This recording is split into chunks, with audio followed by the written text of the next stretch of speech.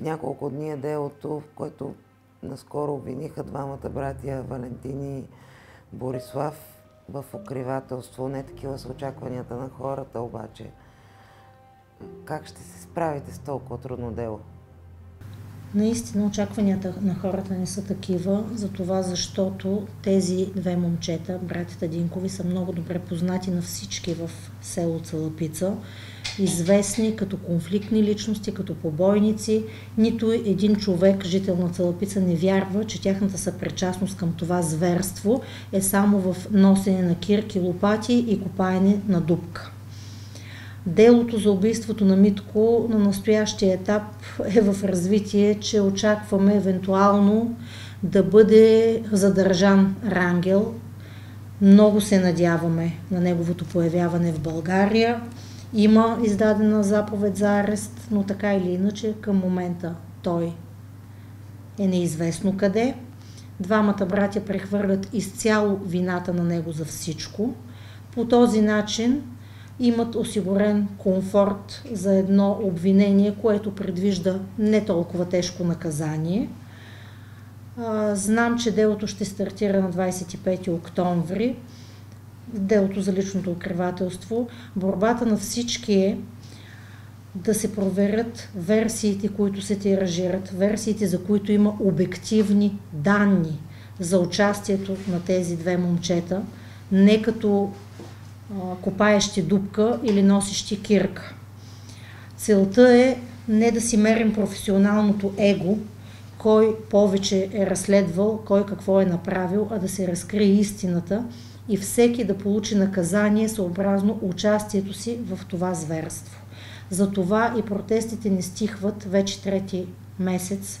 Затова хората са много разгневени, защото реално няма напредък за разследването на истинското участие на тези момчета в убийството. Защо няма такъв напредък? Защото в началото разследването ли беше опропестено или в момента разследващите не си вършат работата? При такива случаи е много важно да работиш добре в началото. Първите часове, първите дни да събереш всички възможни доказателства. За съжаление, и в настоящия случай, както и в друг случай, с който съм се занимавала, катастрофата в Кадиево на 11 ноември 2020 година, тогава, когато дрогиран шофьор Петър Маринашки погуби две деца, Тодор Бараков и Виктор Василев, отново разследването беше на РПУ-то в Стамболийски. Отново не бяха свалени записи от всички камери, не бяха издирани изобщо свидетели, така както се случва и с Митко. Значи в първите дни, когато изчезва момчето, не е разпитан Рангел Бизюрев. При обективни данни, че това момче се е заканвало, искало да го бие. Вярно ли или не е вярно, това е друг въпрос. Те са били длъжни да го извикат, да даде обяснение. А не Рангел триумфално да си тръгне за Германия, когато му е свършила ваканцията. Освен това, трябвало да снемат записи от всички камери. Не журналистите да им събират записите от камерите, не Атанаска Бакалова да се моли да й бъдат свалени и кмета да й ги сваля или учителката в детската градина. Значи имало е абсолютно достатъчно камери. И при едно опропастено разследване в самото начало вече става много трудно, тогава, когато не си събрал доказателство, въпреки че разполагаш с държавната машина, това да го направиш без никакъв проблем. Центъра на Цалапица е целия в камери. Какво им е коствало да съберат тези доказателства? Но когато ти не го направиш това на време, тогава, когато паниката им премине, защото те, каквито и да са, тогава, когато са го извършили, участвали са в това зверство, те са се паникьосали. Обаче, когато не са задържани веднага, когато им се оставя време, те да си направят, да се оговорят какво да лъжат взаимно, на кой да прехвърлят вината, тогава вече идва трудното. Аз съм съгласна изключително с господин Тодоров, че това не е кой знае колко сложно за разследване престъпление, ако полицията в Стамболийски се беше свършила работата и в самото начало беше подходила професионално. Защото сега имаме деяние, което е извършено от млади хора, евентуални свидетели, които са на тяхната възраст. Имам наблюдения, че такива млади хора в настоящото време, в което живеем, имат много ниска личностна менталитетна преграда и те я прекрачват с най-голямо удоволствие тогава, когато трябва да се сговорят, да лъжат, за да спасят, видите ли, брат им, защото те така се обръщат, брат им, който е в ареста или който ще лежи в затвора евентуално. Те нямат жал към близките на семейството и към момчето, което е заровено на сметището. И тогава, когато имат време да се организират, те биват много задружни в това да лъжат. И именно за това аз укорявам полицията в Стамболийски, че тя не си свърши работата и не взе на време камерите, нито разпита всички свидетели, които трябваше да бъдат разпитани. Тогава, когато това се прави по-късно, става по-сложно, по-трудно и вероятността да се натъкнем на хора, които групово лъжат, защото предварително са се разбрали, е много голяма, а това прави една много сериозна пречка при разкриване на истината. Защото всички ние искаме да знаем какво точно се е случило, кой какво е извършил и съда да прецени тогава на всеки какво наказание да наложи. Полицията в Стамболийски, аз съм казвала и друг път, това не им е дебют по този начин да се работят тежки престъпления. Тогава за Кадиевската катастрофа не бяха свалили камера, единствено камерата, която гледаше към дървото, в което се е забил автомобила, при който удар загинаха двете деца. Но за сметка на това, вафлите и дъвките в бензиностанцията ги виждахме всички. Имам писмо от Министерство на вътрешните работи, в което 2022 година дирекция Инспекторат и Главна дирекция Национална полиция са направили доклад, утвърден от министъра на вътрешните работи, който тогава беше Бойко Рашков, че полицията в Стамболийски не е предприела необходимите действия за установяване на свидетели на ПТП-то, говоря за катастрофата в Кадиево, не са иззети и приобщени всички записи от камерите на бензиностанция Лайт в село Кадиево. Същите са селектирани при изземването им. Тоест, това не ви ли говори тази картинка? Имаме отново юли месец при случая на Митко. И министъра ми пише, във връзка с установените дисциплинарни нарушения по смисъла на закона за МВР, копия от доклада и сигналите са изпратени за отношение по компетентност на дисциплинарно наказващия орган директора на ОД на МВР Пловдив. При което аз пиша 2 писма на директора на ОД на МВР Пловдив и го питам, във връзка с този доклад, наказа ли ги? И той ми отговаря, след извършена проверка не са установени нарушения и няма да ги накажа. Значи, ако директора на ОД на МВР Пловдив ги беше наказал тогава тези хора от РПУ Стамболийски, тези полицаи, аз мисля, че през случая на Митко нямаше да се допусне отново същото. Значи, те не правят това, което трябва да бъде направено в точно определения момент. Защото камерите, записите се свалят седмица, 10 дни, те после се изтриват. Ти ако се сетиш след месец да питаш къде са камерите, нищо няма да намериш. Същото е и със свидетелите. Тези свидетели, които ако на момента, когато се случи това, ги разпиташ или на следващия ден, те ще отговорят по един начин. Но ако се съберат на селския параклис и се оговорят да спасяват един вид братята им, които са в ареста, ще ти отговорят друго след една седмица. Това за мен не е нормално и адмирирам това, което се случи в РПУ Стамболийски, въпреки че то е цената на двете погубени деца и на убития Митко. Поне по случаите, по които аз съм се занимавала. Нужно ли беше да се случи това, за да изгонят един началник, който допуска подобни работи в поверената му институция? Защото, за да се вършат тия мърлеви истории, го допуска той. Той е отговорен. Нужно ли беше да се случи всичко това, за да го отстранят от работа и да започнат сега да работят нови хора и да разберат тези полицаи, че са там, за да работят и че трябва да си изпълняват служебните задължения. Който не желае да го прави, просто си подава молбата и напуска. Що според вас толкова се дърпат да направят следствен експеримент, след като и вие, и ние, и много хора видяхме, че место престъплението не е там, както обясняват? Това го видя цяла България. Принципно се вижда и е ясно и от предаването, нали, това, което дори човек, дори човек с диоптрични очила като мен го видя. Значи абсолютно необяснимо е за мен това упорство и то е и над професионален, или не знам какъв да го кажа, защото професионален мисля, че не е точното определение.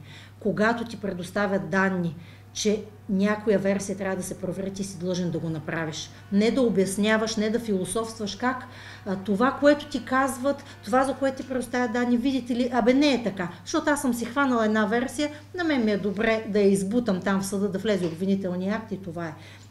Истината трябва да излезе наяве. Къде е бито момчето?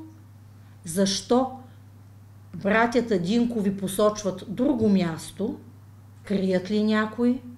При положение, че си видя, че това, което те казват, не е вярно. За мен не е нормално да прегърнем така доверчиво всичко, което те ни казват, че е така, защото, видите ли, те са задържани и си казват истината, момчета. Не е вярно. Те имат право да лъжат. Те се защитават, те са обвиняеми. Всичко могат да казват. Трябва да се проверява всяка една версия. И то да се проверява задълбочено, дори да е станала грешка, дори разследващите да са тръгнали по грешна следа. Това няма значение, след като се намери вярната и се открие истината. А не да упорстваме. Не да смятаме, че някой иска професионално да ни опетни уменията, знанията и, нали, да видите ли, да ни изкара, че сме сгрешили. Всеки може да сгреши. Но тогава, когато ти не проверяваш нещо, за което има обективни данни, че може да е вярно, означава, че не си вършиш работата. Не е нормално по този начин да върви разследване. Майката да ми казва: адвокат Николова, гледам денонощно записите, по 24 часа ги пускам, за да мога нещо да хвана, ако има, където са свалени. Тя е помолила жената и се не прави. Това ли е начина? Тя ли е разследващия орган? И те да чакат на готово, кой какво да им занесе. Включително имаше обаждане, тъй като момчето е имало на клавиатурата на телефона такова за заключване с 9 точици. И по определена комбинация с пръста се отключва клавиатурата.